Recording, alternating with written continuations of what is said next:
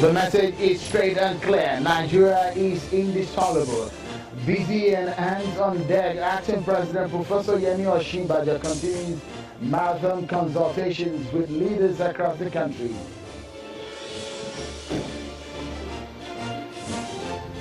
And the essence of the 2014 National Comfort Report keep coming to the table with a deadline to the federal government to consider the report by October the 1st this year.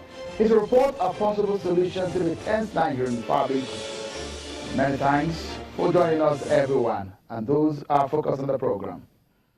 Thank you for staying with us, everyone. This is Politics Today live on Channels Television. I'm Seun Okinbaloye in Lagos. Let's begin with the latest on the move by some voters in Kogi West Senatorial District to remove the Senator Dino Melaye. Today, the Independent National Electoral Commission, INEC, sent out a statement notifying the public that some voters have signified the interest in removing the senator. In that statement, INEC says that after its regular weekly meeting, it has considered a petition submitted by some registered voters from Kogi West to kickstart the process of recalling Senator Dino Melaye. They went further to say, in accordance with the INEC guidelines for the recall of members of the National Assembly, the Commission has formally acknowledged the receipt of the petition to the petitioner's representatives and has conveyed a letter notifying Senator Melaye of the receipt of the petition. They said that the next step now is to verify the petitioners who are registered voters in the Kogi West Senatorial District. INEC went further to say that it will, on the 3rd of July 2017, issue a public notice stating the day, the date, time, location, and other details of the verification exercise. We'll keep you up to date with the development on that situation in the political battle in Kogi State. Well, now, the acting president, Professor Yemi Osinbajo, continues a series of consultations with leaders of thoughts across the nation.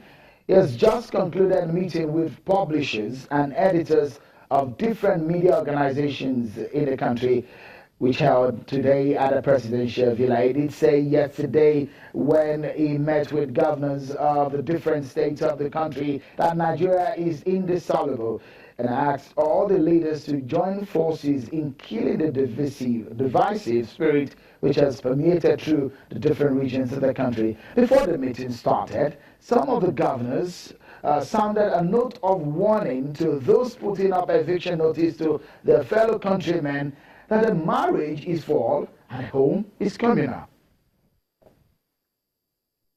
We want unequivocal condemnation of the antics of the so-called Biafra. The Arewa youths have no mandate to ask any Nigerian to vacate in any part of this nation.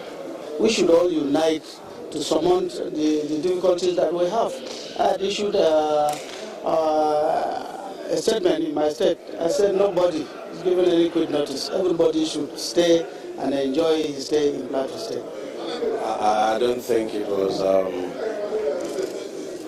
something that we should take very seriously, because these young men can be said to be speaking for the North. So I think it's just a way to hit up the system so that it's being handled.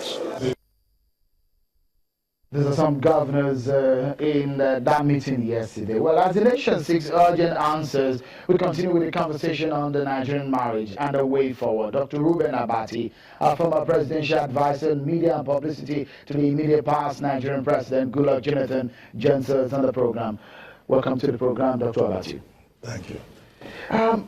I've read some of your pieces, some of the opinions you've written on the issues in the country right now.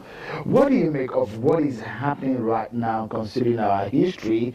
You wrote about an article on democracy, Biafra, and a sense of history. But in totality of what is going on from the north to the southeast and the south, what do you make of the ongoings? You know, many years ago, Professor Olusoyinka wrote an essay which he titled, "When is a Nation?" I think that is the same question that we're dealing with again. And it's the same question that we've been dealing with since the amalgamation in 1914 of the Northern and Southern Protectorates and the colony of Lagos. The question is, when does a country or a state become, or a government or whatever, or a people become a nation? What we're confronted with is the fact that in Nigeria today, yesterday, and maybe in the future, unless we address the issue, is a country that needs to become a nation, a community, where every part of that country has a sense of belonging. We are not a nation. Not yet. If you look at it in theory and in reality. Professor Onigo Tite, in a famous book, already said, look, we have almost over 400 ethnic nationalities. These ethnic nationalities existed as autonomous communities, as peoples, as communities. They were brought together by the British through the process of amalgamation. But since 1914, these communities, these autonomous communities, these ethnic nationalities have not been able to forge a common union and decide on the basis on which the federation called Nigeria exists. And Nigeria is a product of dialogue, is a product of negotiations. We've been negotiating this country since 1922, when the first legislative elections were held in this country under the Clifford Constitution. In 1946, we had another arrangement under the Richards Constitution, Arthur Richards. In 1951, we had Macpherson. In 1954, we had Littleton. And then, of course, all of that process leading to the negotiation. In 1950,